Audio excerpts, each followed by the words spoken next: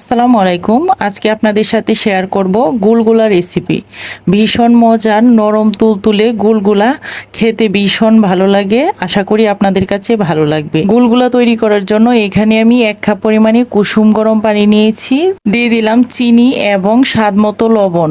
Viewers, চিনিটা আপনাদের পছন্দ অনুযায়ী দিয়ে দিবেন। যে যতটুকু মিষ্টি খেতে পছন্দ করেন ততটুকুই দিবেন।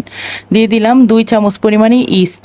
চিনিটা ভালোভাবে এখন একটা ছোট চামচের সাহায্যে ইস্টের সাথে মিশিয়ে নিব। চিনিটা যেন ভালোভাবে গলে যায় এবং ইস্ট যেন অ্যাক্টিভ হয়ে যায়, তার জন্য আমি 10 মিনিটের জন্য ইস্ট এবং চিনি গুলা পানিটা রেস্টে রেখে দিব। 10 মিনিট পর ঢাকনাটা সরিয়ে দেখবেন ইস্টটা অ্যাক্টিভ হয়ে গিয়েছে। এখন এখানে দিয়ে দিব 2 চামচ পরিমাণে বেকিং পাউডার। দিয়ে দিলাম ছোট 1 বাটি পরিমাণে আটা। এই ব্যাটারটা আপনারা চাইলে বেকিং সোডা দিয়েও করতে পারেন, কিন্তু বেকিং পাউডার দিয়েও খুবই সুন্দর হয় এবং সফট নরম তুলতুলে হয় গুলগুলাগুলো। 1 চিমটি পরিমাণে মৌরি বা মিষ্টি জিরাও ইউজ করতে পারেন। ভিউয়ার্স, আপনারা দেখতেই পাচ্ছেন আমি কিভাবে ব্যাটারটা তৈরি করছি। আপনারাও সেম প্রসেসে ব্যাটারটা তৈরি করবেন। একটু সময় নিয়ে ব্যাটারটা তৈরি করবেন, তাহলে ব্যাটারটা খুবই ভালো হবে। আর প্রথমেই আমি 1 কাপ পরিমাণে যে কুসুম গরম পানিটা ইউজ করেছিলাম, পরবর্তীতে আমি কিন্তু কোনো পানি ইউজ করিনি। ব্যাটারটা তৈরি করার পর আরো 10 মিনিটের জন্য ব্যাটারটা রেস্টে রেখে দিব, তাহলে ব্যাটারটা খুবই সফট এবং স্মুথ হবে।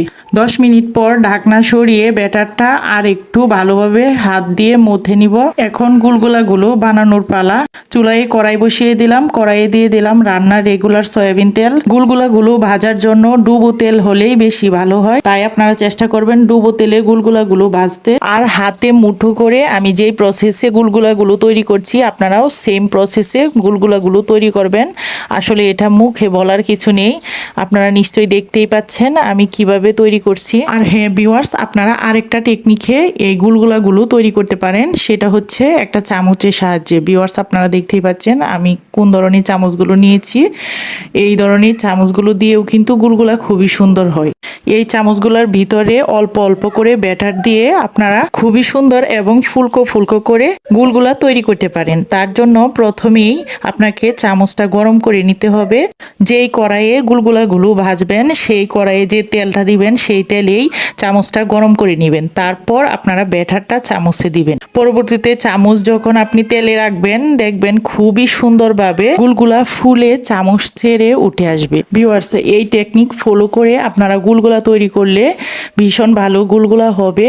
এই প্রসেসে যে কেউ গুলগুলা খুবই সুন্দর এবং পারফেক্ট ভাবে তৈরি করতে পারবে। এই ধরনের চায়ের কাপে ব্যাটারটা নিয়ে গুলগুলাগুলো তৈরি করলে বা চামচে দিলে খুবই সুবিধা হয়, তাই আপনাদেরকে কাপটাও দেখিয়ে দিলাম। সো ভিউয়ার্স, রেসিপিটা যদি ভালো লাগে আপনাদের কাছে, তাহলে অবশ্যই ফ্রেন্ডস এবং ফ্যামিলির সাথে শেয়ার করবেন।